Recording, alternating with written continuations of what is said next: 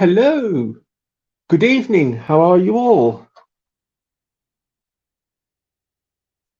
Hope you are all well. A few early birds in the chat today. Who have we got? Okay, we have got RGJ Trains. Hello, Rob Grace.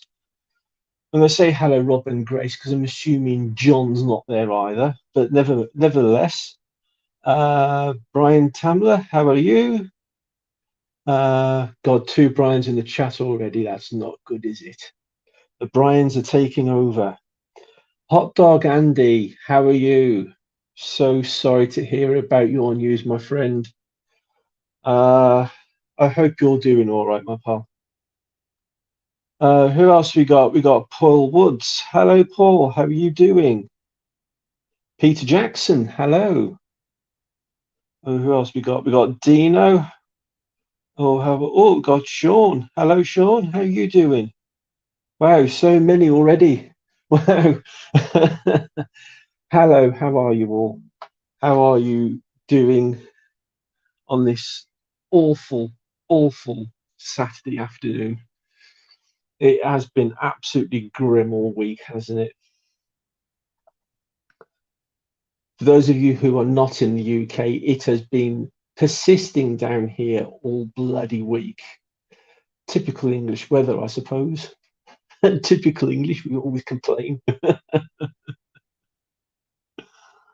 Oh dear. Ah, yes, it's so nice to see a lot of you in the chat already. Right, okay. I'm assuming everyone's all still saying hello. Yeah, Andy, it's uh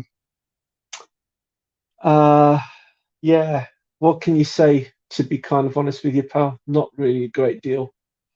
Other than just keep smiling, pal. That's all I can say, just keep smiling. Uh Mike's just popped into the chat. Hello, Mike, how are you? Oh, we've got another Peter in the house now. Hello, Dolph Junction Peter, how are you?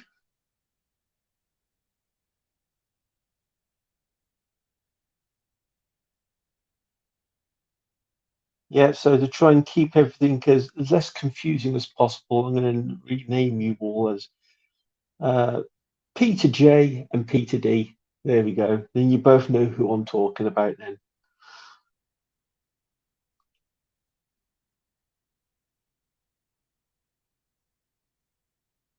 Yeah, it's lovely to see a lot of you already here. Okay, right. Okay, what have we all got? Oh, hang on. Hello, what's this? We've got Walter Hope. Oh, new subscriber. Excellent. Thank you very much for dropping in, Paul. Oh, and Walter, of course. Paul. Let's see. Paul. Where's that button? There it is. Standard. There we go, Paul. You are now a spanner.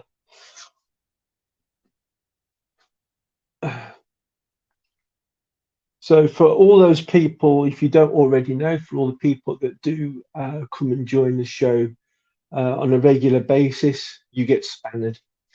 But that way, then I can keep an eye out then for all the new subscribers like Walter. It's lovely to actually see new people in the chat. And Walter, thank you very much for subscribing. You haven't got to if you don't want to. I'm not forcing anybody to subscribe to my channel, but it is very much, very well appreciated when you do. So thank you very much, Walter.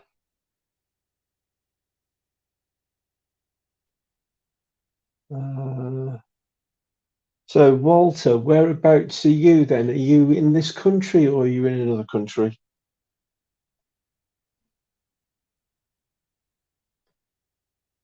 Uh, Pete times two. Yes, Paul, you're very welcome. I've seen you in the chat a few times now, so you have been officially spanned. Okay. Ben, hello, how are you? Oh, there are so many people out there already. It is so nice to see people popping into the chat. It really is.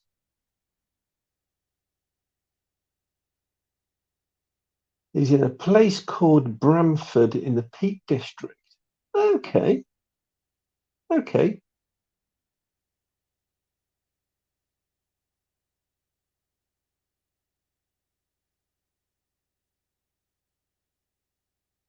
Sorry, I'm too busy reading the chat. Um, Commenting on this one too. Okay, Grace, no problem. Stuart, hello, how are you? I watched your video yesterday, actually. Really enjoyed that. Mike, I believe you posted a video and I watched that also. Um, I do try and keep up with everybody's channels, but there are so many of us, it is sometimes very difficult to keep up.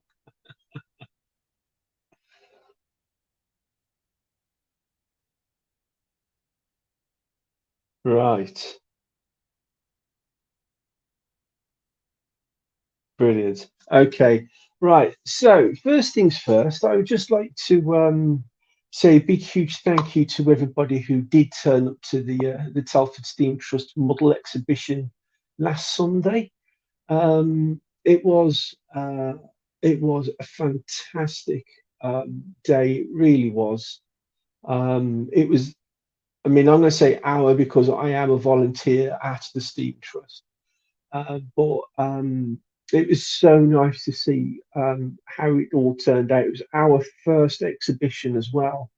Not a lot of people realise that, I think, because it ran so smoothly. There was, I think, the only issue I think we had at one point was I think we were running out of chips. So one of the directors had to quickly run out and grab some chips.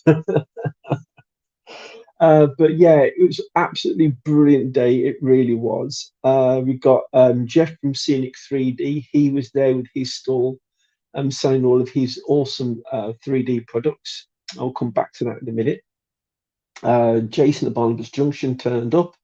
He was having car trouble, so he ended up having to borrow his wife's car in the end, and managed to turn up in hers. So Rachel, thank you for letting him borrow the car. Um, what else was there? We had a visit um,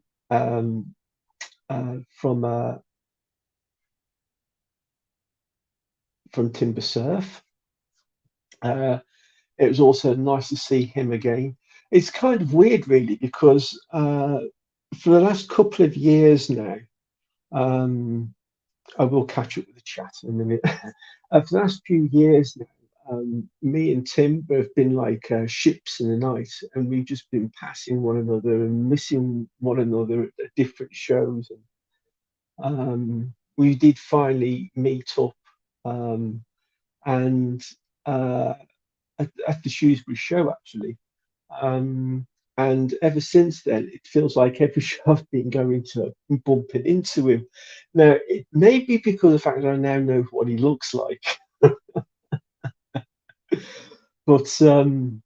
yeah, it was honestly great to see him also. But we'll come back to him as well a little bit later as well. Let's catch up with the chat, just to make sure I haven't missed anybody else popping in. I don't think anybody has. People are pretty much still saying hello to one another. Let's see. Oh, RGJ Trains has just subscribed to Stuart's channel, which is bloody awesome. Excellent.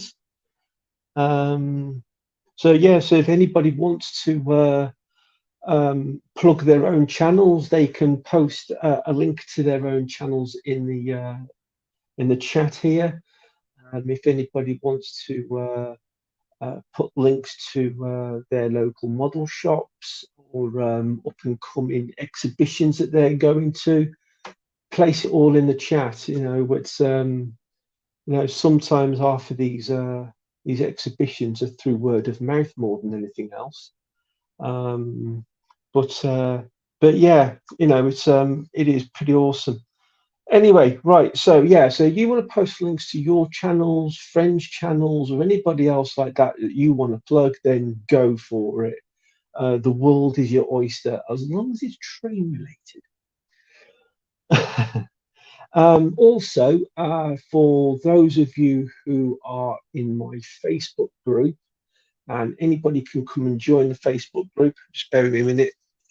I'm using the microphone again because it obviously worked a treat last time I did a live show, so I'm going to use it again. Do I timber surf, Brian? No, Peter. Timber surf is the kind of person that will come up to you, tap you on the shoulder, and say, "I'm timber surf." He only lets himself be known to people that he wants to be known to. But no, I think with timber surf, I think it's a case of he's the kind of person that likes to keep himself to himself, but little bit by little, he's gradually pulling himself out from under that shell. So hopefully, we'll all come to see him more often. John, Mystic Model Railways, how are you, my friend? Glad you've joined the chat. I am starting to get better with names, but you watch, somebody will pop on the chat tonight. I have completely forgotten what their name is. But I am doing better and I am learning. Right, so what we got now, we've got 17 in the chat. Right, let's get stuck into it, shall we? Okay, so first things first, Telford Model Railway Show. Well, actually, the Telford Steam Railway Model Railway Show, because there is the Telford Model Railway Show, which is coming up in October. So to not confuse anybody, it's the steam one I'm on about. Anyway, so while I was at the steam railway, what did I do? Well, I spent most of the day, or most of the morning, in fact, actually, stuck underneath one of the a couple of the volunteers of Gosford Model Railway. And up until the show, they didn't have an opportunity to put it together. They bought it as is, had no idea whether it was running or not, and lo and behold, it wasn't running. So I spent from about 7 o'clock in the morning until about 9 o'clock underneath it with a soldering iron, trying to resolder wires together and tracing problems and getting stuff working. I think I managed to get about 90% of the, well, I'm not going to say 90, I'd say probably more like about 75% of it working in the end, but enough for it to be able to be used, and people can actually see it running, which was fantastic. So yeah, so once all those problems were fixed, it actually ran faultlessly all day, which was brilliant. Then I spent most of the day then running that particular layout. I bumped into another modeler. His name was Steve, and he asked me if I could take him around the engine shed and introduce him to some of the steam engines that we've got in the shed. So he went and had a look around those, took some photographs, and then went back to playing trains again. But yeah, it was an absolutely fantastic day, and of course I had to buy something, didn't I? So Dave Angel Trains stall. I saw some coaches that I really liked, so I thought I'm going to buy them. One of the reasons for that is I have a Prairie, and I've bought these two wagons here, which I think would look really nice with the Prairie. These ones are Airfix, and this particular one is a chocolate and cream one, and it says on the box that it's Class B suburban brake coach in GWR livery. I actually bought two of these to go with the Prairie, so I thought that would look really nice with that. So yeah, I got that. What else did I buy?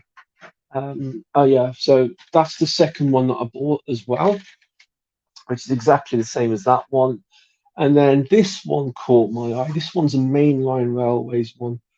And to be kind of honest, I don't think I've actually got any mainline coaches. And judging by the look of this one, I think I need to buy it because This is absolutely fantastic. It really is. It says on the side here, it's a Collet 60 first and third class brake coach in GWR livery. And there we have it. It's this one here. It is really, really nice. It really is. In fact, actually, I'm going to get it out of the box because the reflection off the camera is great, is it? So this is the first time I've actually took it out of the box as well. I haven't took the other ones out of the box yet, but I will do when I come to play with them all. Oh, what's this at the bottom here? Oh, wow. Okay. I'll show you something else I found in the box as well. So this is the brake wagon. I don't know whether you can tell or not on there, but the axle hubs and suspension tops have been picked out in blue, which is really, really nice. There is an incredible amount of detail in this, considering it's actually a very, very old model. But I have to say, even the wheels are not rusty. I don't think this has ever been on a track. And look at this. The attachments there are spring loaded, so the tension lock coupling won't accidentally disconnect because it's spring loaded. That's actually really clever. Is it like that? But yeah, you got all that roof detailing in there as well. It's absolutely beautiful. It really is. And then I also noticed in the box was, if I pull this out, earpiece is falling out my ear all again. Well, we've got a few more people in the chat. We've got Stuart Beard. Hello. How are you? Oh, pull as hard as you can without breaking anything. Down here at the bottom, taped to the bottom of the box, is the end plates for the coach end.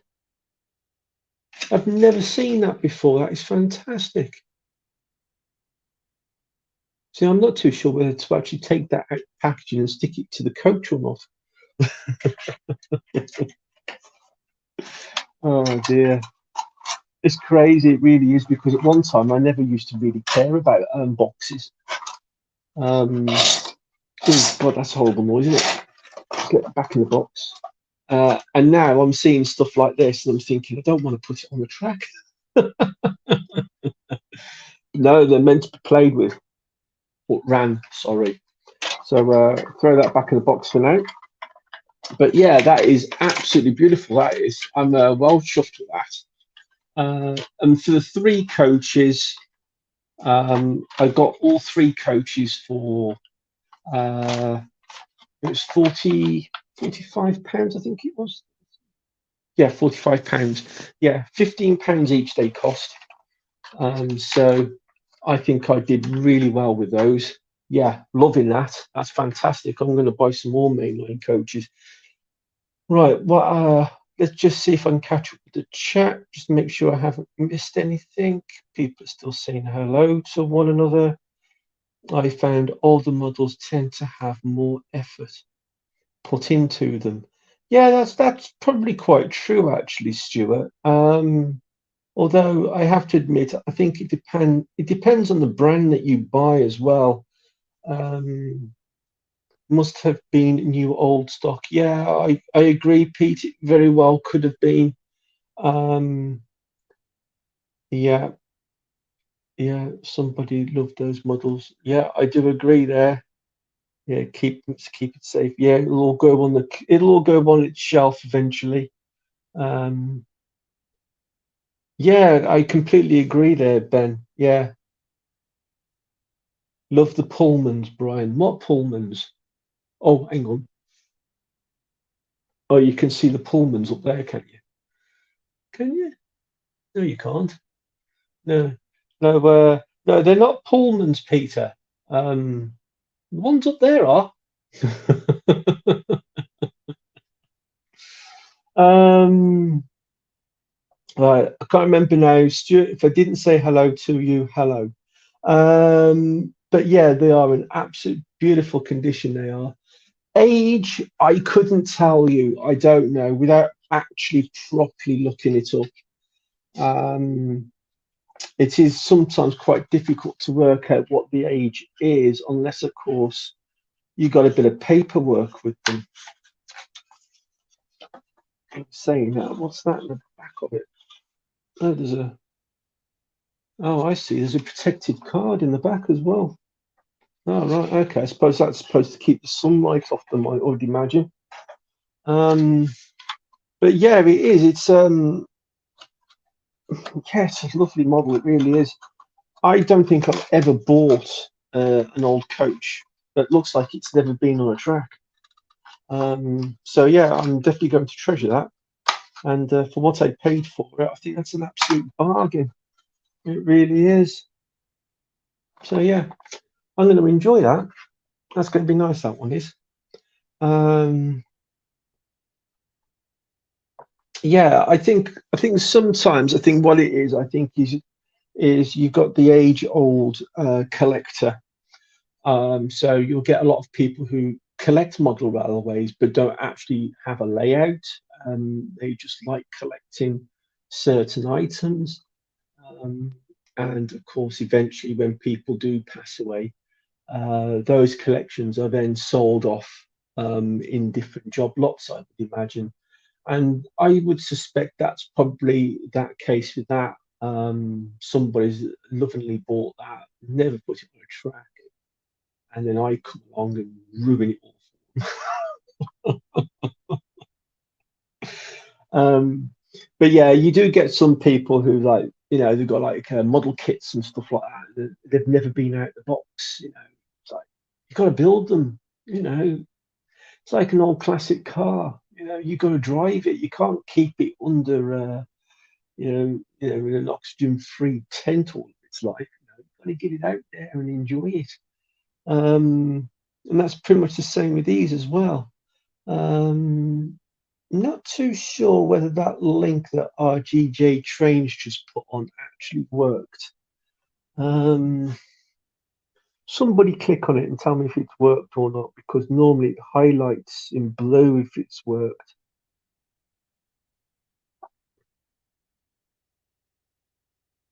But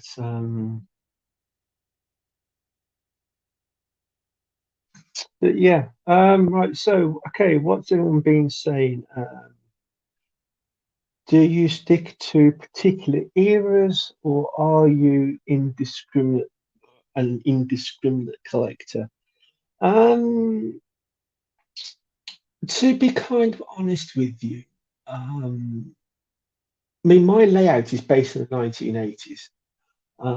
So I can pretty much run anything I like from 1980 backwards. But rule number one, run whatever you like.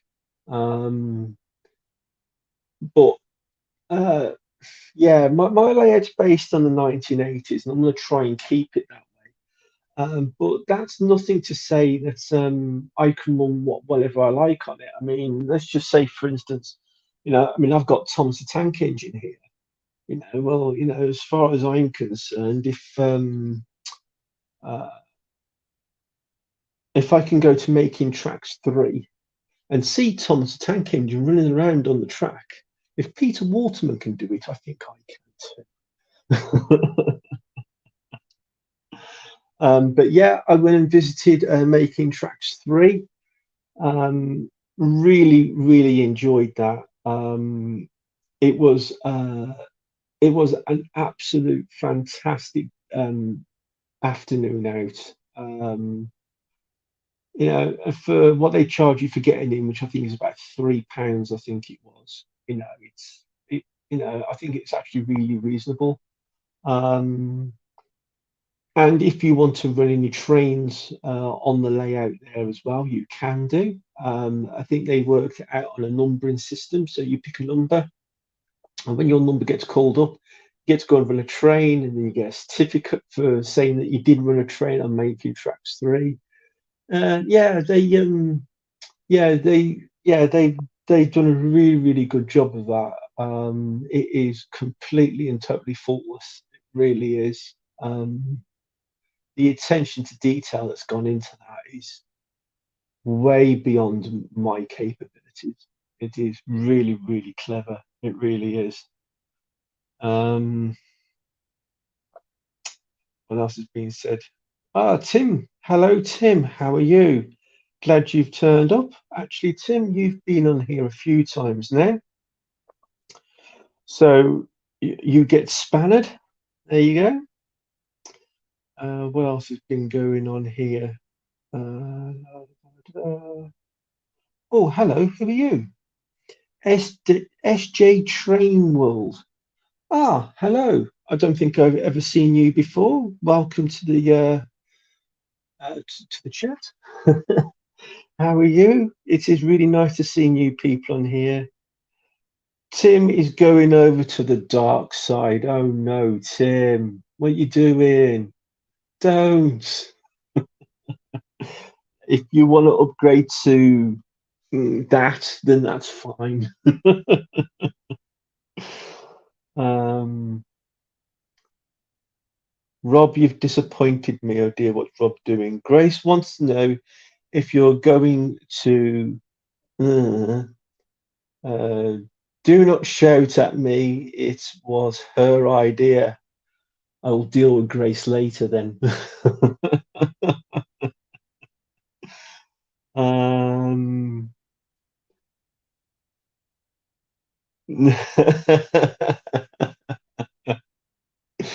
oh dear, started something now. Boom.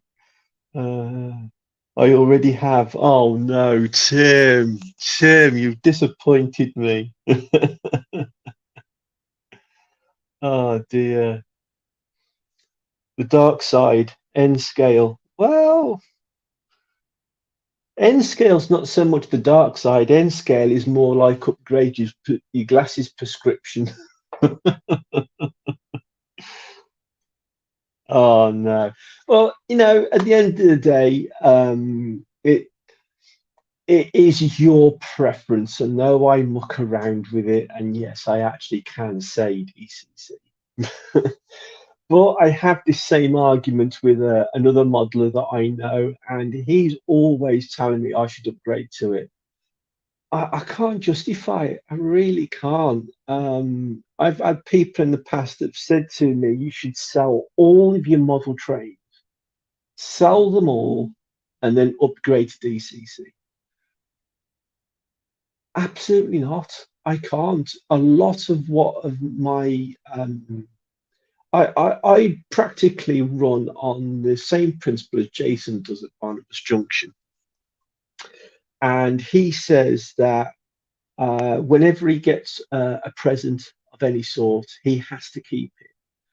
I'm exactly the same. An awful lot of my trains that I've got up there, I've all got uh, they've all got sentimental value. A lot of them have got sentimental value. And I just can't get rid of them. I really can't. I mean, I know people say you can run DC on DCC. Yes, you can to a degree, although when you do put a DC train on there, you get that horrible screeching noise, and I don't like it. And I do feel that that noise is actually causing some damage to them. They might not be, but that's how I feel. Um, but if I was to upgrade to DCC, that would mean me having to uh, do a lot of reconfiguring of the wiring on the layout, which I'm not going to do. Um, it would mean me having to convert a lot of my trains to DCC. A lot of them can, some can't. Um, I do have some trains here that are DCC ready. And going back to the era in which that I run my trains in, I've got a tornado that I have here that I'm running around in the layout now. Tornado was made in what was it, 2008? Was it something like that? So yeah, I predominantly the layout is 1980s. it's going to have 1980s cars. It's going to have people dressed in the 1980s era. All its lighting is all going to be very reminiscent of the 1980s. But every now and again, you're going to get a train running across it that was probably broken up in the 1950s. I don't know. It's just because I like them.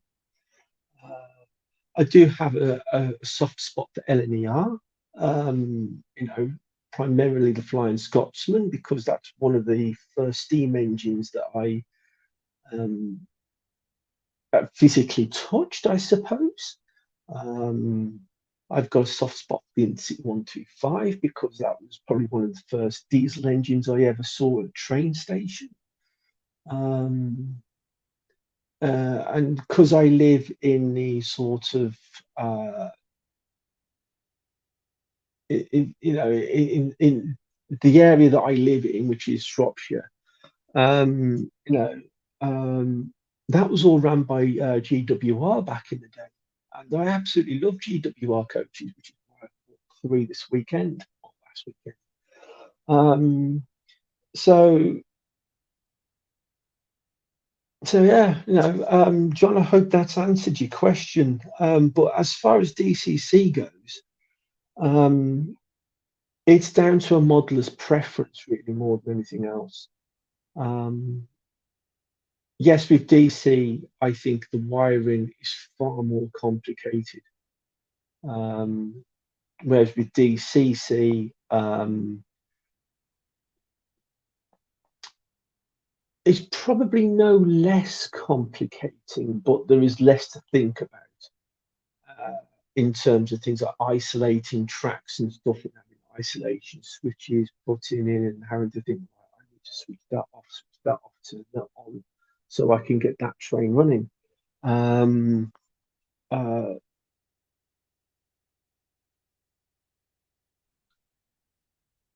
yeah.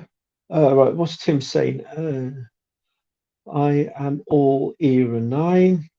Era nine. Correct me if I'm wrong. Era nine, I think, is the 1990s.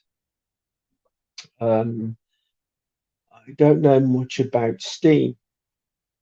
No, probably not. No, but at the end of the day, it doesn't matter what Steam engine you've got running on your layout.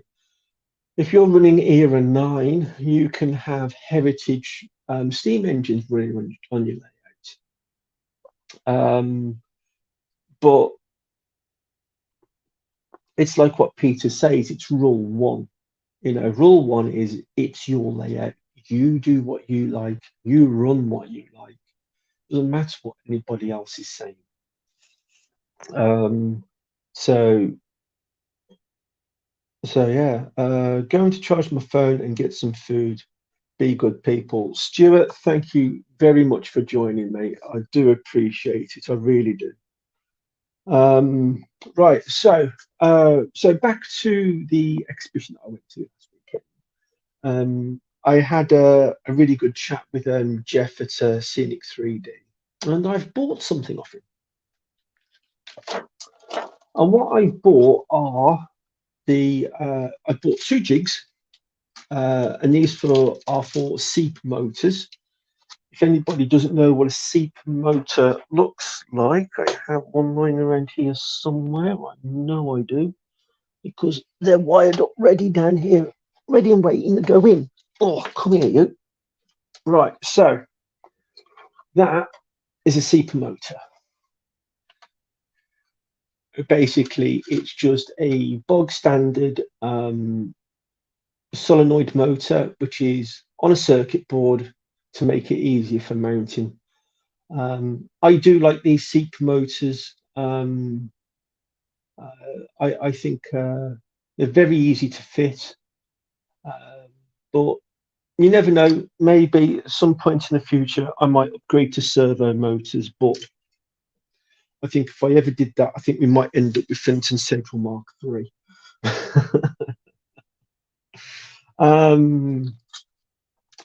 Why is Rob saying me?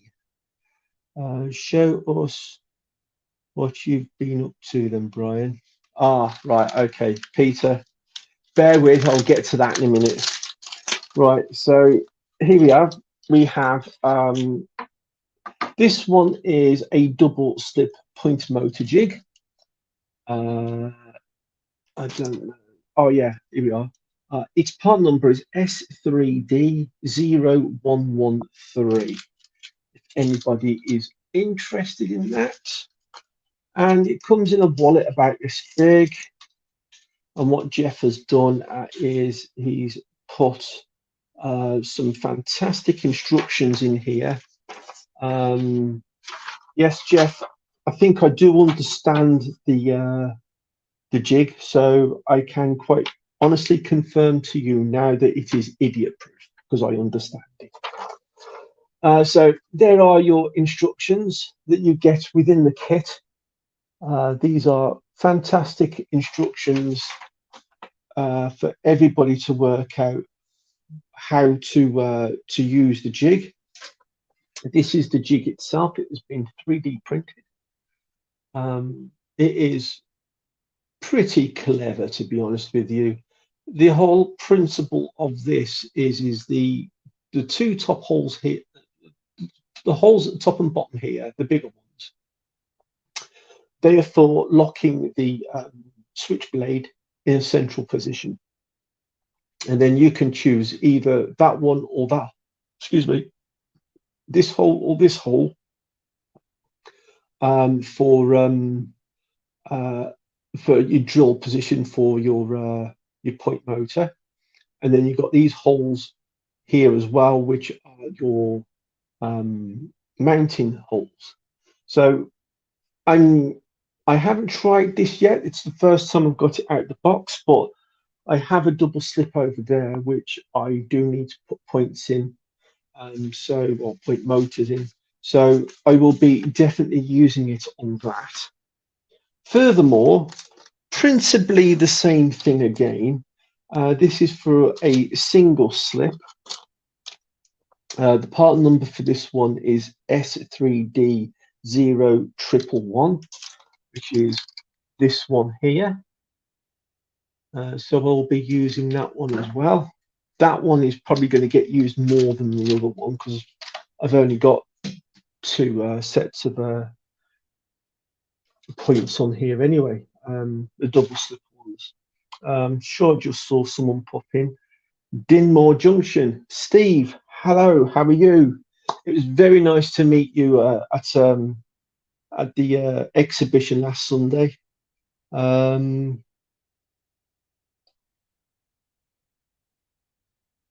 Yeah, saying evening to everybody. So that's what I've bought from Jeff. I have bought them. He hasn't given them to me. I've paid for these with my own money, so it's not sponsored in any way whatsoever. But Jeff is a very good friend of mine, so yeah, I'm plugging away for you, my friend, plugging away for you. So if anybody wants a jig for their model railway, whether it is for this type of point motor, whether it's for the other type of point motor that you can get, like the Pico ones, solenoid point motors. Sorry, I've said solenoid. I mean servo point motors, like the tortoise motor and stuff like that. Jeff does a jig for every single one of them. And he also does them in N gauge and in O gauge as well. So check out Jeff's website for that. Yeah, a very, very good product. Jeff, you can give yourself a pat on the back for that one. That is absolutely brilliant. It really is. Yeah, Steve, thank you very much, my friend. Yeah, it was very nice to meet you. Okay, right. So, as you all know, I've probably been teasing an awful lot of you just lately with Project Beechwood. So, for those of you who have not seen that video yet, Project Beechwood is the name that I've given the project. It has nothing to do with the beach whatsoever.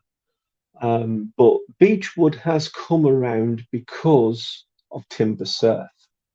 So timber, wood, surf, beach. That's where it's got its name from. So if you haven't already seen that video, please go and check it out. It's only about 3.5 minutes long. And that shows you in perhaps a little bit more detail as to what's going on with the layout. So project station canopy. Beechwood sounds better, Andy. Sorry. Yeah, so Project Beechwood. Right, so I do have to say something here right now, and that is TimberSurf is helping me out doing this. I'm actually paying for this. It's not being sponsored in any way whatsoever. But when I actually posted, well, hello, what we got here? Aaron, hello, Aaron. I think I've seen you before on other live streams. I'm new is a double slip 2 points together. Yes, it is, Aaron. It's exactly what it is. It's like a crossover. So where you got your crossover like that, you have got two sets of points in the middle of that crossover, which allows your train to go from, so instead of going straight across, it can go from that point over, or from this point over and that way, and so forth. That's effectively what a double slip is. They are readily available on the internet, so if you want to quickly Google double slip, it'll pop up.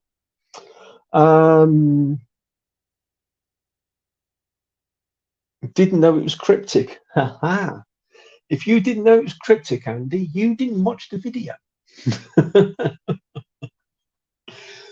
But yeah, I have got to say that TimberSurf is basically what it was is I asked the question because I was thinking about building this thing myself out of cardboard and whatever else. And I actually asked the question, what do you think I should use in terms of building materials and stuff like that?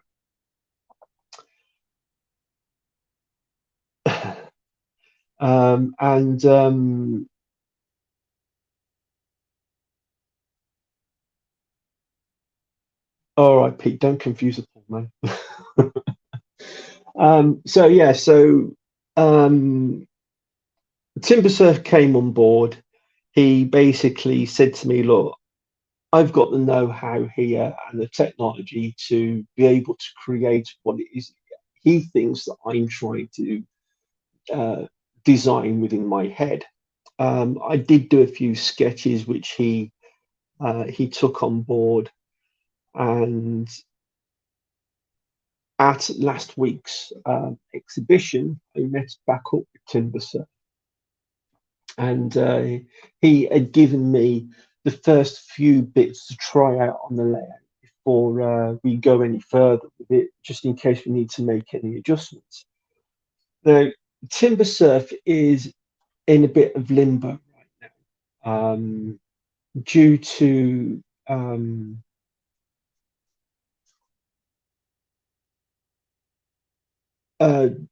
Scale 3D, who he was primarily running his company through, are having family troubles right. So as a result of that, TimberSurf is, I think, currently looking for another company to help print all of his designs. So what we've got here at the moment is what he has been able to create on his own printer at home. I would love to be able to turn around and say to everybody, look, this is what you can buy if you wish. But at the moment, it can't be done. So he's doing this for me as a humongous favor. He really is. And but if you do need anything at all, get in touch with TimberSurf just to see whether he can actually do it. But again, as I said before, I'm paying for this myself. TimberSurf has not been sponsored in any way whatsoever. So this is pretty much what he has created. And effectively, I'm going to have pieces that are like this with these posts that are going to be sat in the middle of Finnerton Central, and these lock beautifully inside them like that. It's like I'm actually just absolutely mesmerized how he's done this. Try and get you in on the camera a little bit better. But these actually lock into one another like that. They lock in. It's difficult to do when it's at arm's length, but yeah, they do. They lock in like that. Fantastic it is. Now, basically, the idea is we're using these as the center post throughout Finnerton Central. And I've got these pieces of timber here, and these are going to slot beautifully into there like that. Okay, so there's going to be one that side and one that side. So when these are fitted in here, I need more hands. Stick that on my shoulder. Right, so basically that will then lock into position there like that, and that will give me part of my frame. Now the idea is we want like a guttering system in between these triangles. So to create that guttering system, all the timber and plastics that I've bought, like the H section here, I'll get onto that in a minute, the H section. Now I had to buy all these from 4D model making, which are based in London. And some of the things I bought from is this U-shaped channel. It is hard to try and show you this on camera. So effectively what will happen is, I'll tell you what, I'm going to use these small bits here. So we've got a piece of wood in there. Oh, pinch that piece over there. That piece there like that. Then the channel goes through the middle there, and that is what's going to form the guttering system at each point of the triangle. And this will then sit on top like that. Okay, and that's going to go all the way along, all the way along. Now, what I've done is I have mocked up roughly how it's going to look like over there. But I do have to warn you that the station roof, which is on Finnerton Central, has been destroyed somewhat because I've had to make some adjustments. So what I'm going to do is I'm going to build the station, well, the station canopy, and then once I've finished doing that and I know where everything's got to go, then I'm going to rebuild the station roof, which will be in a slightly different configuration to how it was to suit the new canopy. Then for the ends of each one, so these are going to be the wall mounted brackets that sit on the wall at both ends. Absolutely beautiful they are. I'm still amazed at what you can do when it comes to 3D printing. I really am. Right, let me just make sure is that is a really good system. Thank you, Peter. Hello, Mark. How you doing, Captain? Sorry, I forgot that you was on. Was editing the video. Now have dinner, so we'll have you on quietly. Sarah is watching some TV on at the moment. Yeah, that's absolutely fine, Mark. Don't worry about it, mate.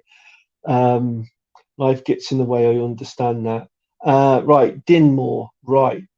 Now then, while I'm thinking about it, you have been spanned. So there you go. Here for YouTube chat. Right. So, okay, so what I'm going to do now is I'm going to take you over to the mess, which is called Finlayson Central, show you what I've mocked up to give you a rough idea of how it's going to look like when it's finished. Ish. Right, so come with me. Oh, so here we are. So take you round here, out of the way. Okay, right. So Finlayson Central.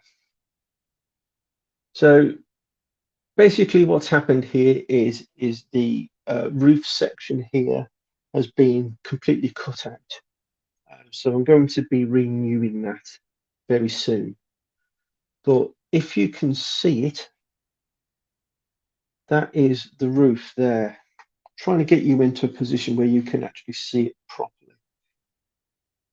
There you go. How's that? So that is one of the roof sections. There are going to be 17 in total, spanning across the whole layout. And altogether, it's going to come out roughly about 1.7 meters long. I think it's going to end up being. Right, so what can I show you? Where's that other piece? What do you do with that right? It's right here. You did. Right, so that's one of the sections that's been loosely fitted into place now. Nothing has been glued as yet. And then I've got this section here where you can see the triangles are smaller at the front than they are at the back. And that's to give it its angle. And then this one will then sit there next to it. And then these ones will then go round to about that point there. And then those ones that you see here will then continue on in that direction to the end of the middle platform at the other end. So the two outer platforms are going to be sticking out at both ends. So yeah, it is difficult to see because of the colour of everything. But that's one thing I wanted to ask you is what colour do you think I should paint all the triangles and all the supports? Should I colour everything in the same colour or not? This is one of the other good things about this as well, is I've got the H section here, and Timber has very cleverly printed all the parts so that they just push into the I-beam at the top. And then they can then just slide in and out to wherever I want them. So yeah, the system he's built me is absolutely fantastic. It really is. But there is an awful lot of prepping that I need to do to the layout first before I can continue building the roof. If you didn't already notice, I've started fitting the Metcalf brick paving to the station platform. I intend to do this throughout the whole of Finlayson Central. So it's going to be tedious, I know, but you can see here. Hang on, let me move all the Timber Surf's hard work out of the way so you can see it a little bit better. Right, there we go. Right, so you can see the platform edge here. My God, I've got to move more stuff. Right, take my word for it, the paving goes all the way to the end of the platform. So there's the platform there, and that is the Metcalf brick sheet that you use, these little tiles here, and that is all the way across, all the way around to here. And that has got to continue on all the way to the other end. And I've got to do that on all three platforms. Then once I've done that, then I will then add the stonework and everything for the platform edges. Because it's a 1980s layout, it won't have the yellow line going across the platform edge. But I think, in fact, actually, I'm pretty sure of it really, is I'm going to be using, let's have a look. I can't remember whether that is actually part of the Metcalf kit. That is part of the Metcalf kit. This, I've got the stone edging here from Metcalf, which I used on my old layout. But what I'm going to be using is the stone edging from Scale Model Scenery. I just like it better, I think. So once I put all the paving down, because it's made of very thin paper, I'm going to be putting that on top of it. So yeah, so that's that really. So that's effectively the system so far. There are other bits to it as well as, but it'd be very difficult to show you that right now. It's easier to show you that in videos that I'm going to be producing of this series later on. So hopefully, fingers crossed that at some point in the very near future, maybe after Christmas, I might actually get this roof built. But yeah, we'll see. But I've got a lot of other bits and pieces I need to do right now. So I'm going to get all that done first, and then I can then start planning where the bridge, where the roof is going to go, where I've got to cut holes into the platform for all the posts and everything, and go from there. But yeah, back to the question I was going to ask you is things like the I-beam that sits across the top, the triangles, and all of these bits here. What do you think, color-wise, should I paint them? I can paint them a multitude of different colors. I can paint it all white. I can paint it silver, green, blue, red, whatever. What do you think I should paint it? I'll leave that question to you to decide. Peter Jackson's already come up with maroon. Yeah, to be honest with you, I actually do quite like maroon. The Shropshire Flash. The Shropshire Flash.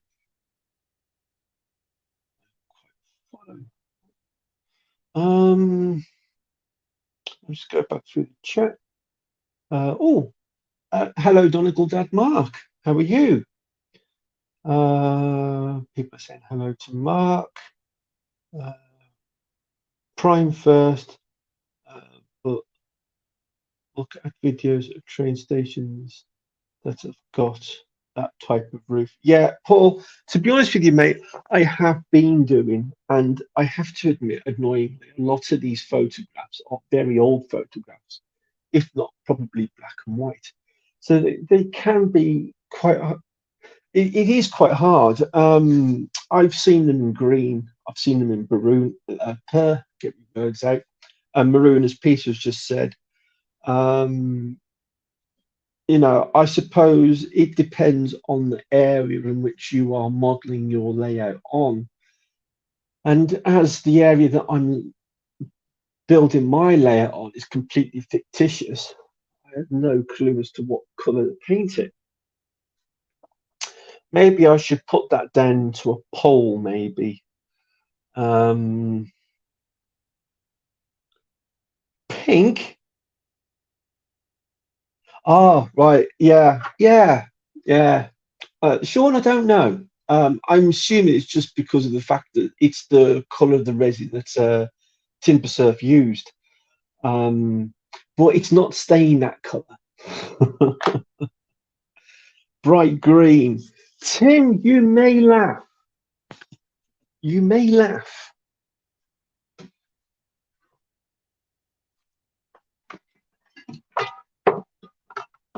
Oh, but I do have some.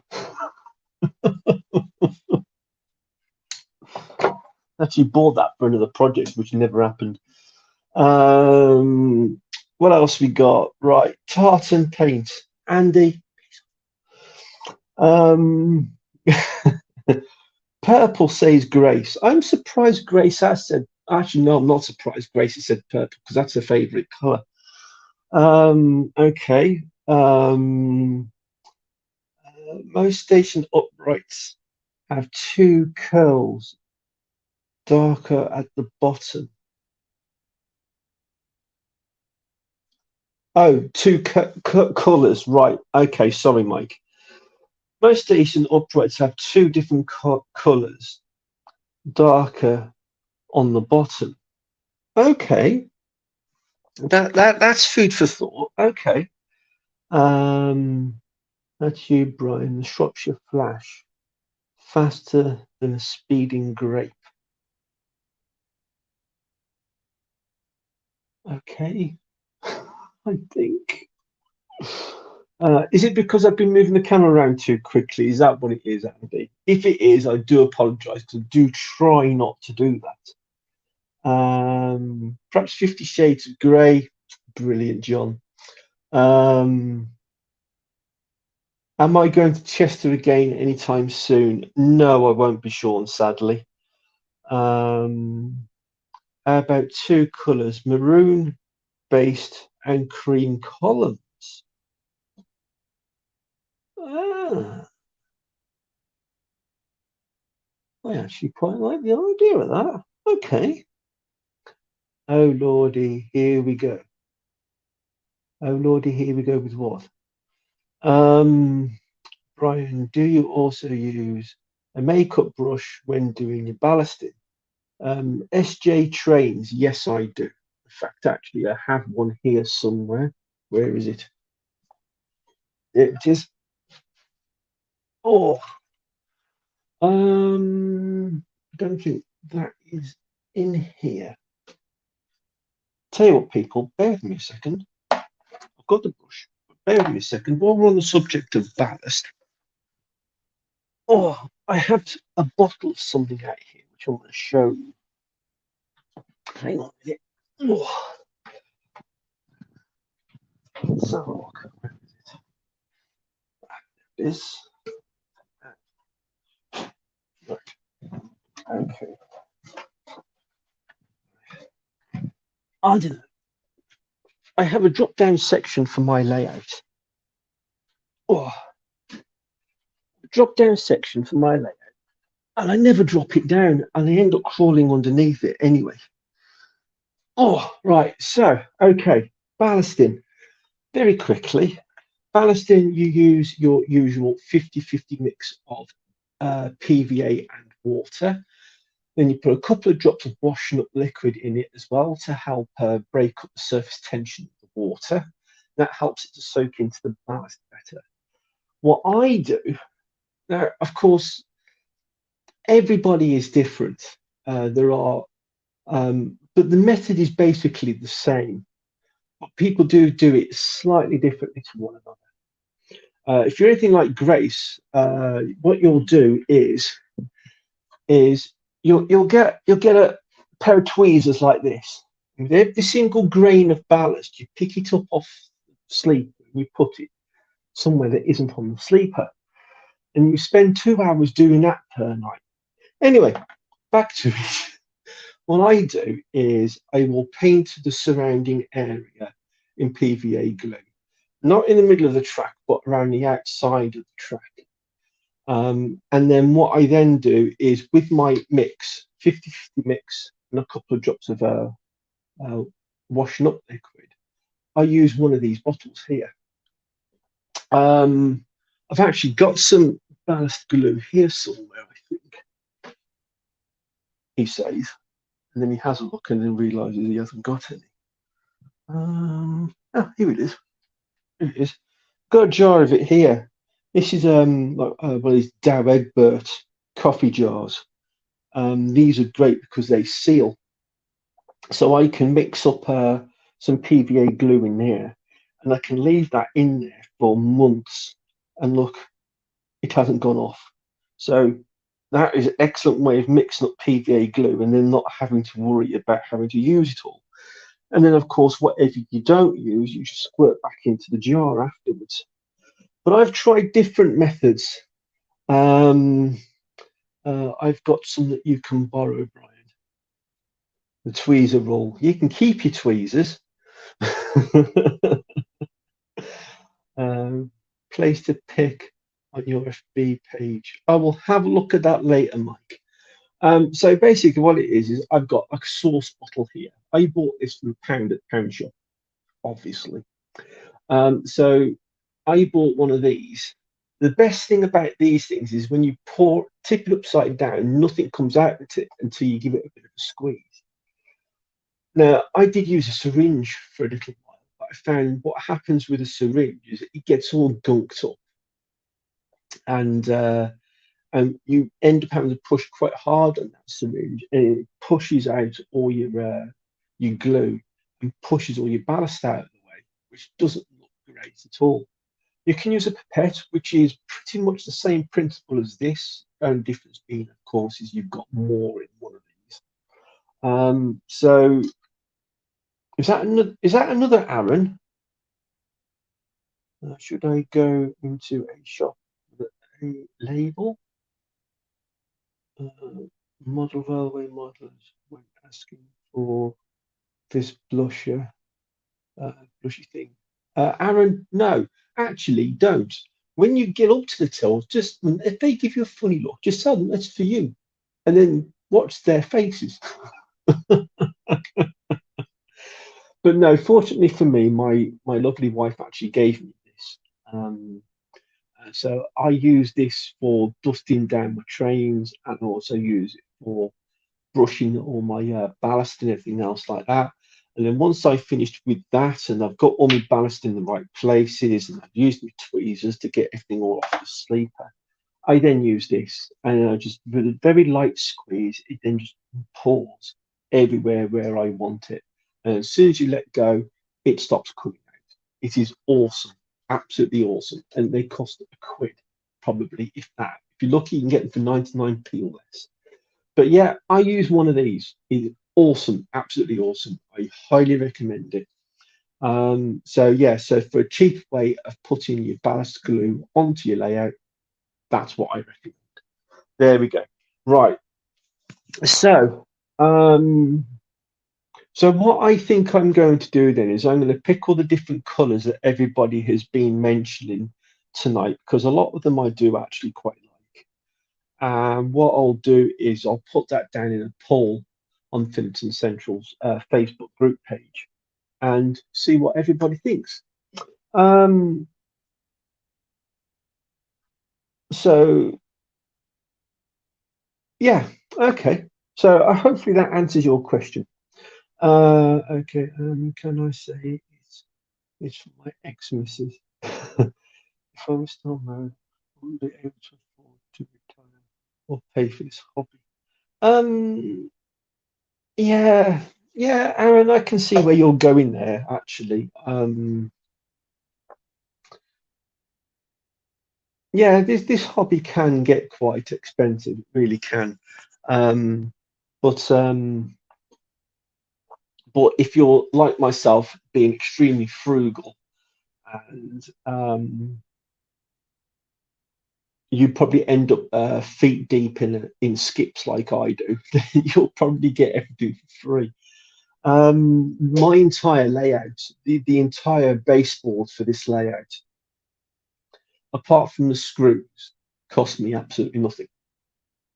All the timber, um, the plyboard tops, everything that is made of wood on this layout, I've managed to get completely and totally for free.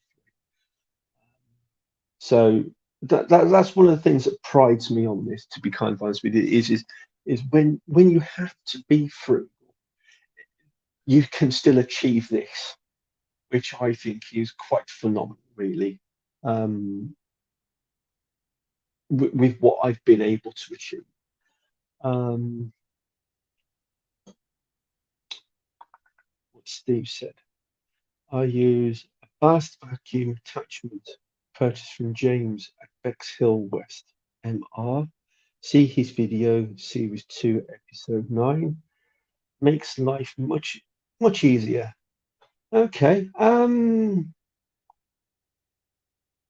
Steve, do you want to put a link to his channel on here? Um, And I've already said, to everybody who has just joined, um, if you want to put links to your own channels, other channels, exhibitions, anything train related, put it on.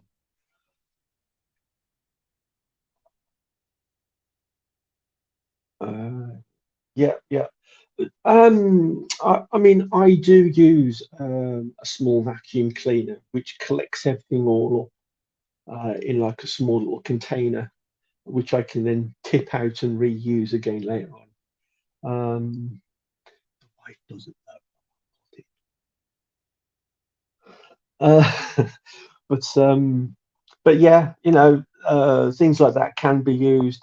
Um, I've been known to use a normal everyday vacuum cleaner before now, and using an old sock. You stick the sock in the end of the vacuum, and then when you suck up all the ballast and everything, you just pull the sock back out and empty what's in there back into the pot. Uh, I resorted to using ballast bonds the last time I did ballasting, mainly because I got the PVA water mix wrong and managed to ruin a couple of point motors using ballast bonds, which makes it much easier. Okay, I'll go for Tesco. Good idea. Thanks. Go for a purple one. Why not? And cut, brush down a bit. I mean, you can buy them in different sizes, Aaron. I mean, this one hasn't been cut down. I mean, this is why these are so good to use, is because they are extremely soft. So you can dust off your locomotives without any worries of damaging them in any way. Uh, so yeah, I do highly recommend you get them. I think Asda is selling them. I think it costs about £8. I think it is for one. To be fair, I think is a bit expensive for what it is. You're probably better off going to a pound shop or something of the equivalent. You can probably get them an awful lot cheaper from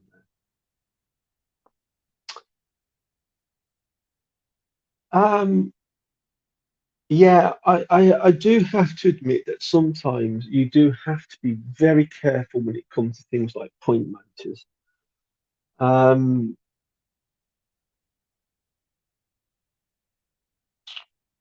what I've been known to do in the past is I've ballasted up to a certain point, and then when I've got to the point itself where you've got any movement within that point, I've left that bit loose and then gone on.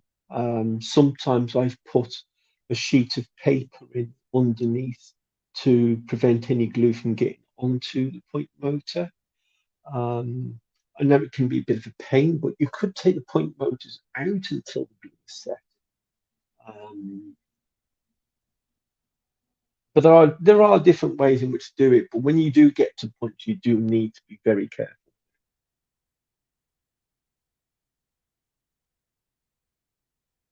Oh, heck. Okay, John, no problem, my friend.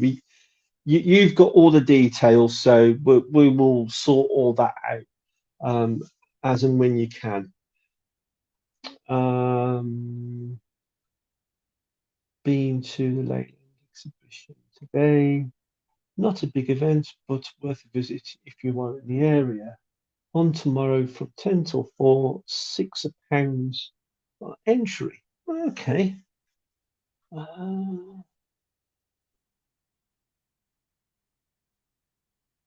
okay. Whereabouts is that event, Peter? Leyland exhibition. Is that to do with Leyland cars or trains or what? Time for another beer. James, if you want a beer, my friend, you go for it. In fact, I haven't actually noticed you in the chat, so hello, James. Um, Ballast Bond is by Built Materials. Uh, it's on the expensive side, but it's a good stuff. I found it more controllable and easier use. Okay. Yeah, from my point of view, because of the fact that I am being very frugal with what I buy for my layout, I tend not to buy the ballast glue products. I can very easily make it myself. Um, but then that then leaves me with more money then to splash out on other things, i.e. this. Um, so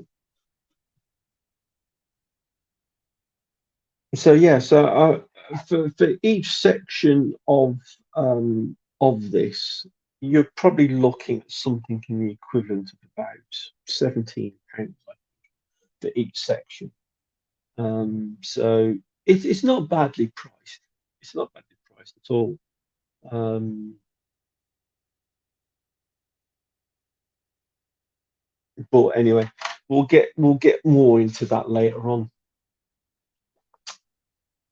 Uh, Taxis? What are we on about taxis for?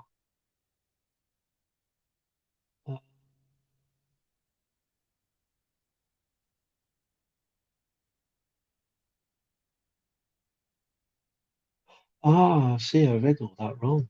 I see. So does Ballast Bond have a brother called James? Time for another beer. Right, I'm with you, Nick. Right, Mick in a taxi. Yes. Leyland, Lancashire, just off the M6 junction 14, he thinks. Okay, it's at the council offices. Right, okay then.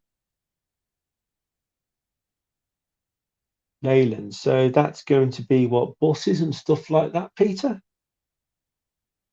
I suppose if you're into your buses, you can go and have a look.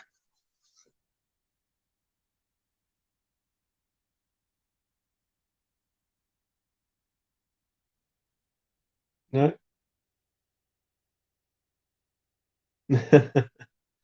Yeah, no, that's absolutely right, Mark. It is an awful lot cheaper. Um, to be honest with you, I think the best way to mix it, I would say, is use a clear jar like what I've got there. Put the PVA in first, and then, roughly speaking, pour the water in slowly to the same depth as the PVA. That should be roughly about the right ratio. Give it a thorough good mix. Put a couple of drops of washed up liquid in, and then hey presto. Oh, it's a model railway exhibition, is it, Peter? Oh, right. Okay, cool. Certainly, I won't be able to go to that one. It's a little bit too far from me right now.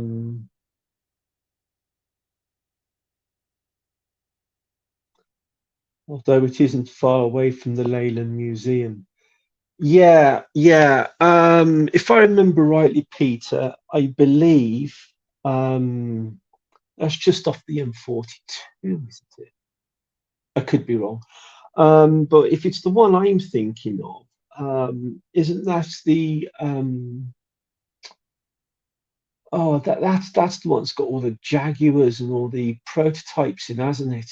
I think the Great Electric Train Show was there a few years ago before it moved to Milton Keynes. Oh, is it not the same one? Ah, right, okay.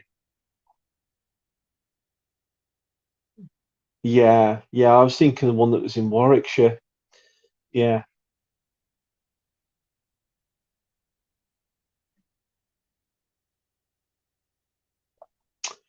Donegal Dad, he uses a 500 milliliter soft drinks bottle, about a third full of PVA.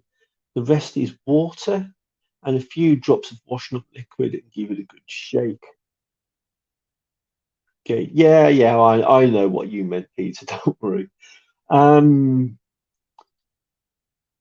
yeah, yeah. So, like I said, it's principally exactly the same. Pretty much a 50-50 mix of PVA and water. and a couple of drops of washing up liquid.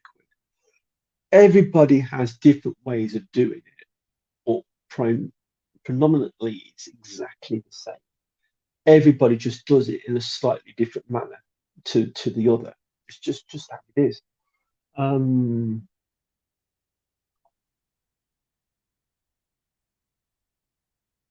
yeah. Okay. Right. Okay then. I think I've pretty much covered everything on here now. I haven't really done a fat lot to the layout as such. Really, I've got an awful lot of things that are ready to go. Admittedly, I've been spending a lot of time doing a lot of train repairs to my own trains more than anything else. Um, there are some more trains in the pipeline with other modelers as well. For those of you who don't know, I do a uh, a service of repairing and servicing locomotives. If that's anything that you're interested in doing, send me an email at phillingtoncentral@googlemail.com, and and yeah, we can have a chat. There is a small fee, of course, for doing it all, um, but yeah, if anybody doesn't fancy servicing their own locomotives and are not too sure what they're doing, but they want me to have a look at them, I can certainly do that. And also, if you'd like, I can also give you a mention on the channel as well on particular videos that I'm making. Don't ask for anything at all for that. But if you do want to shout out while I'm fixing your trains, then just let me know. Um, okay, while we're on the plugging section of everything, I suppose. There is also the Phillington Central Facebook group as well, where everybody can come and join that, share their uh, share their layout updates and helping other people out. There's that too if you want to come and join us for that. Um,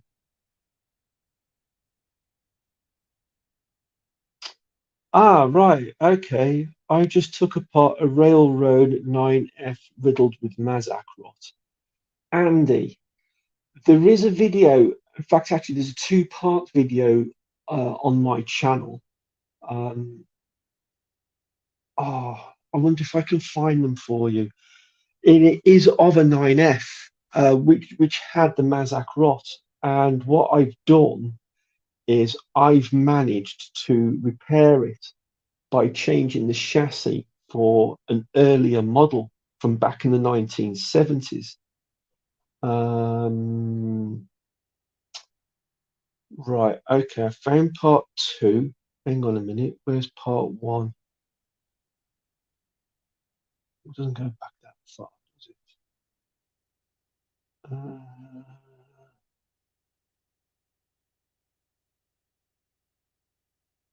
Is that the one? Yes, it is. Right, okay, so if I click on that, click on that. Yeah, right, okay. Right, Andy.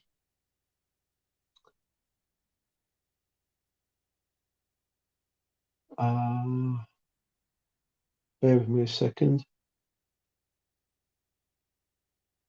Why is that not working?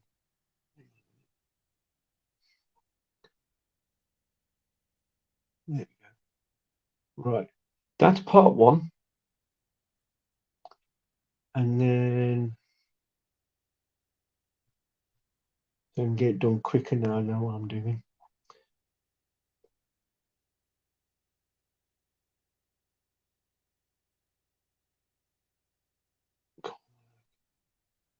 Not working. Bear with me a second. There we go. That's part two. Yeah. The tender. Oh, your problem's with the tender, is it? The tender bottom plate has crumbled and the motor retainers are spreading the chassis. Chassis is okay. Right. So Andy, if I'm right in what I'm saying there, then is your problem is with just the tender, not the locomotive itself. Is that right?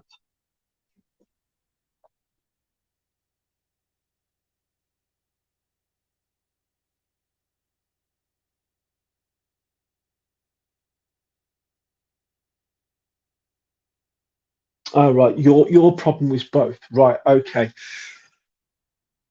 I know this might sound really stupid, but what you can do is buy from the 1970s to 1980s period 9F. You can pick up Evening Stars really, really cheap. Um, Primarily, what you need to do is you need to take everything off your new 9F and transfer that all into the old 9F. A lot of it is all a straight swap. The wheels are a straight swap because the wheels are quite a lot thinner, aren't they, on the new models? They drop straight in. The only problem that you've got is with the connecting rods on the newer model are a slightly different style to the older ones. They are um, more detailed, and what you have to do is there is a certain spot in the chassis where, with a junior hacksaw, cut a slot. You need to drill a hole in the center and cut a slot into the chassis, which the plastic piece fits into and screws back down onto. That's what I did with mine. As for the tender, hang on a minute. I'll see if I can find it. I think it'll be it is. Now, I'm not sure about this, Andy, but I think the tender is completely and totally identical to the early 1970s, 1980s model. Without digging my Evening Star out, I couldn't tell you for sure. But this is my Evening Star. This is my early noughties one. This one is. If I remember right, I think the body just unclips. Yeah, it does. So you can see there, Andy, look, that your chassis and everything else like that is all completely identical to the early models. So if you can pick up an early 9F, you can use the tender from that straight on. And then I think, don't hold me to this because I'm not 100% sure, but I think the body of your newer model will clip straight on. In fact, sorry, got to go. Right, Mark, you take care, buddy. Thank you very much for coming. Just had to subscribe to you again. I was unsubscribed for some reason. Yeah, YouTube do that. It's bloody annoying. Chassis is good. It's the Mazak motor retainer that is crumbling. Yeah, I know exactly what you mean there, Andy, because I think the chassis is in two pieces, isn't it? And the metal piece that clips into the outer chassis is the bit that you have that's the problem there. Where is my Evening Star? Bear with me a second, people. I'm looking. Is that it there? Is that it? No, that's not it. Is that it? Yes, it is. Oh, right. So, Andy, this one is a 1978 model. 1978 model, this one is. Okay.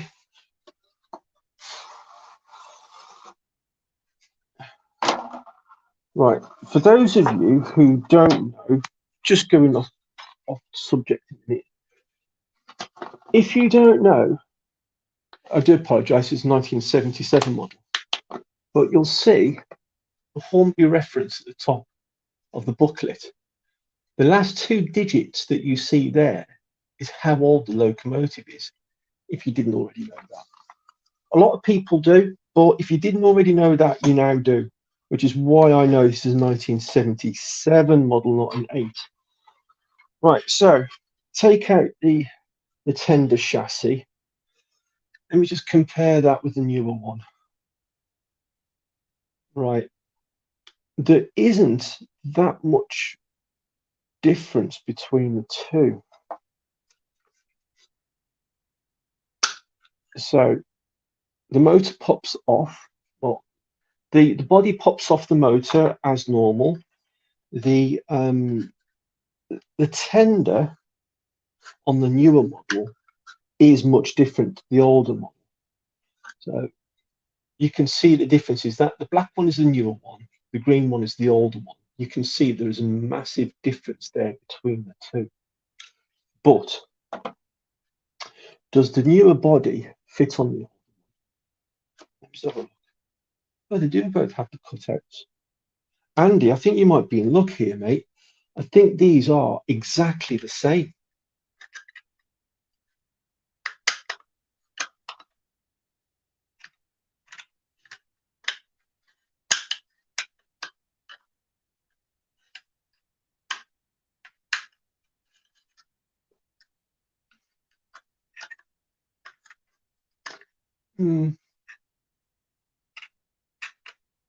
That side goes in.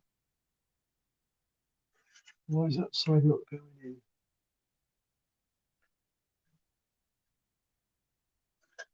Right, let's compare that with the newer one.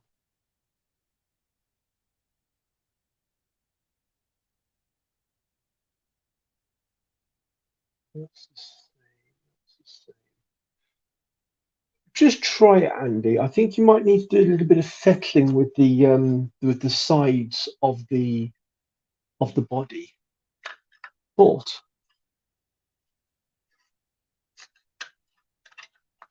the front and back fit beautifully. The one side does go on, the other side not so much. So there is a slight difference with the sides. Although looking at the mouldings both look exactly the same. There's got to be a slight difference somewhere.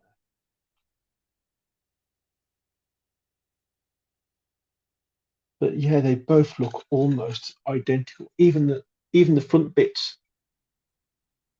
are exactly the same. There is not really a great deal different here, and I think with perhaps a bit of filing of the catches on the sides, I think you can probably get an older model to fit the newer one.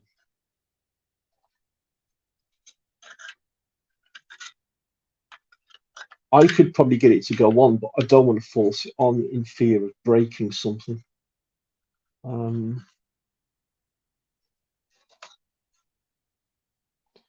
Again, apart from slight differences in detail, they're both exactly the same. They are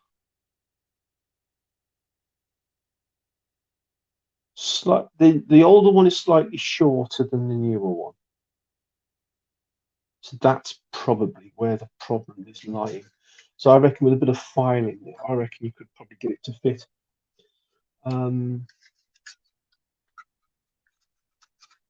But in saying that, if the part that you need to replace is that bad, then any Great Western Railways tender chassis will fit, I think. Don't hold me to that. But yeah, there isn't really a great deal of differences between the two. And then on the front,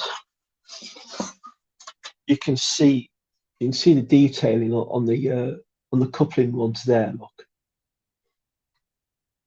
right, they are completely different to the newer one.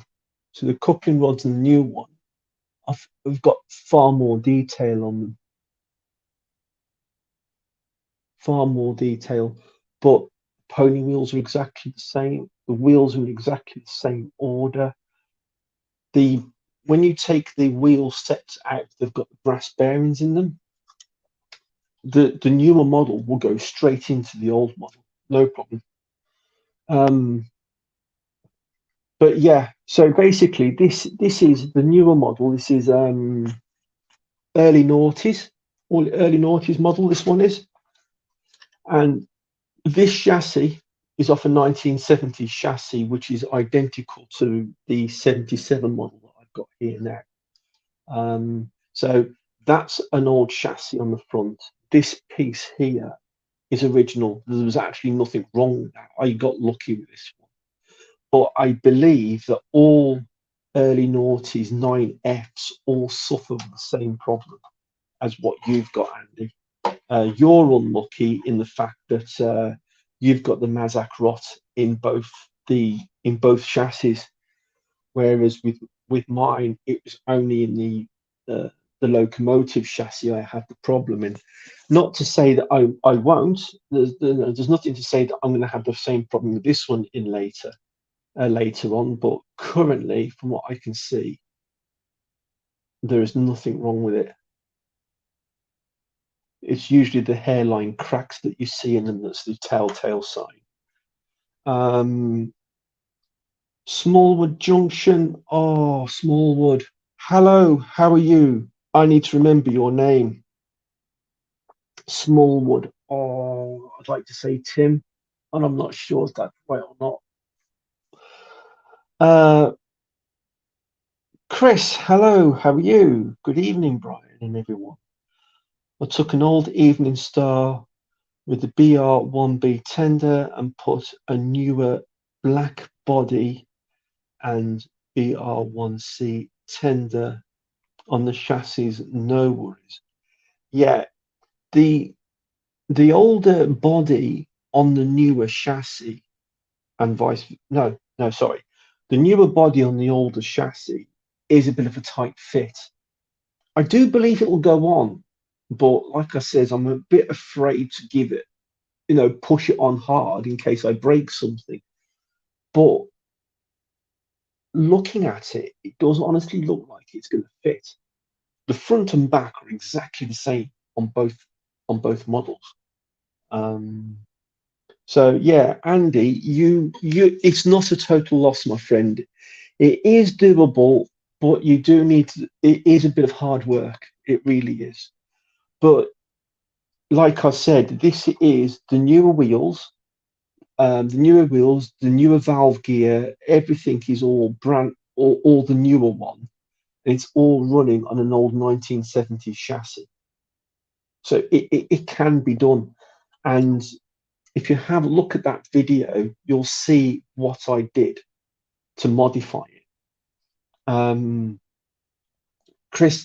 Chris, sorry, Andy, if you've got any problems whatsoever, email me, because I know you're not on Facebook. So email me. It is FillingtonCentral@googlemail.com if you need any help at all.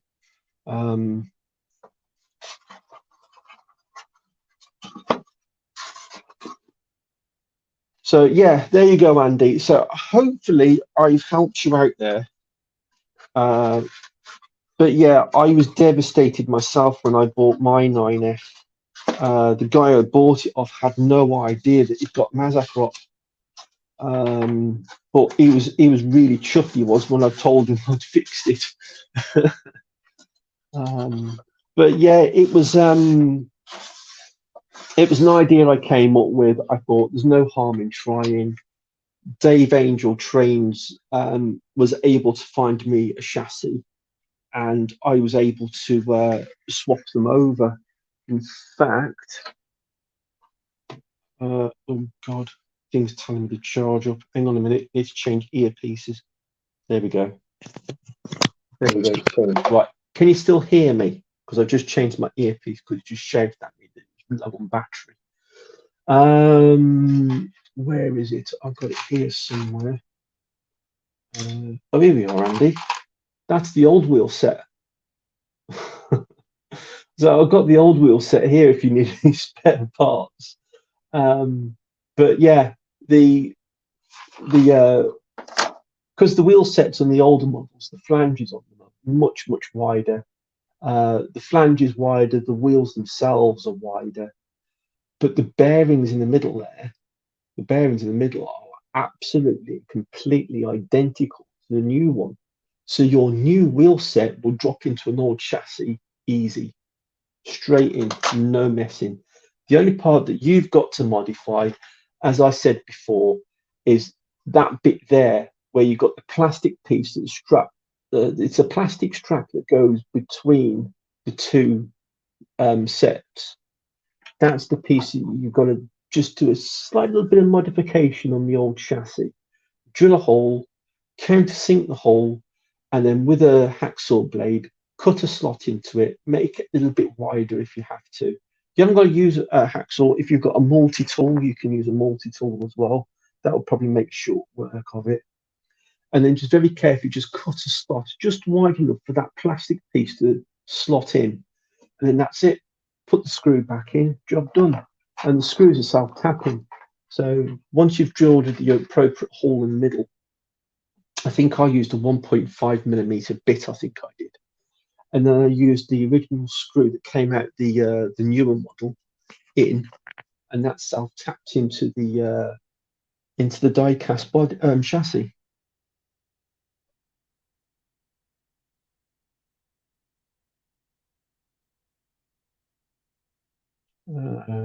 People still saying hello to everyone. People saying that to Chris. Paul. Oh, Chris is saying hello to Paul.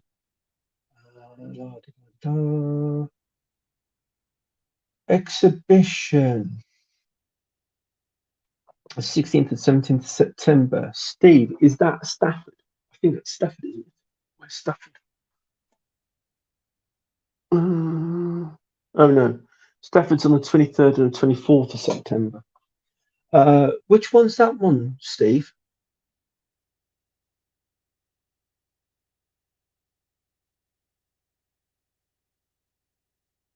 But I'm definitely going to the Stafford one, that's for sure. Oh, Redditch. Okay. Is Jeff got his stall up there as well, has he?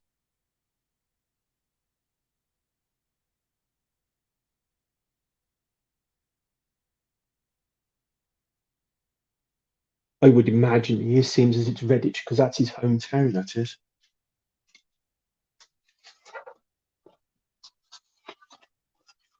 Pop these back into here. I would imagine he is, to be kind of honest with you. So if anybody wants to buy anything from Scenic 3D, yeah, if you want to buy anything from CD 3D, words, Scenic 3D, if you want to buy anything from them, well, from Jeff, and you're in the Redditch area on 16th and 17th of September, pop down there and he'll sort you out. And Jeff's website is still Jumble Lane Models. Okay, cool, excellent.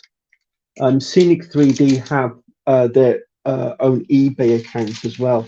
If you want to go and have a look at Jeff's eBay account. Steve, if you want to put any links up to Jeff's website, you can do, mate. Absolutely. I've forgotten how much I paid for the single slip one, but the double slip one, I think I paid, it was about £7.50 for it, I think it was. So they're not really a great deal of money, to be fair. Right. Right, Rob, Grace, are you still there?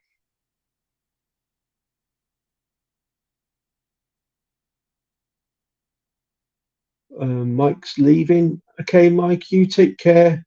Time for a nap. Yeah, no worries, Mike. You take care of yourself, mate. Right, okay, everybody. I'm going to call it a day now. Yeah, cool. Okay, Grace, do you want to go and get yourself set up ready? I'm going to call it a night now. I'm going to go back downstairs and start cooking my tea and everything else like that. Um, Rob and Grace are going to be starting up their live stream straight after this. So yeah, so if you all want to go and jump over to Rob and Grace's stream, Rob, can you put a link to your channel down so people can jump over if they're not already subscribed? To be kind of honest with you, I think most of you are all subscribed to Rob and Grace's channel anyway. Yeah, Pete, thank you very much. Yeah, hit the like button on your way out if you wish. Yeah, you're very welcome, Dino. Very welcome. Bye, everyone. Smallwood Junction. I need to remember your name. We'll probably discuss that over on the other side.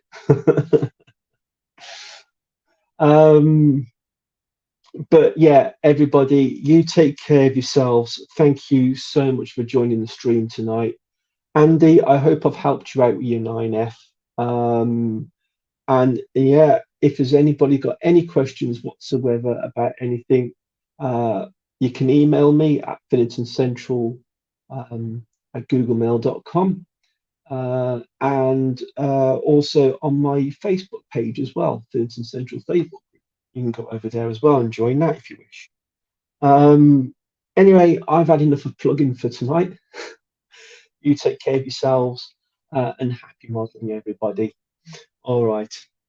Right. Take care all. And if you haven't already subscribed to Rob and Grace's channel, do so. They're going live in a few minutes. So you take care and I'll see you on the other side. Bye-bye for now.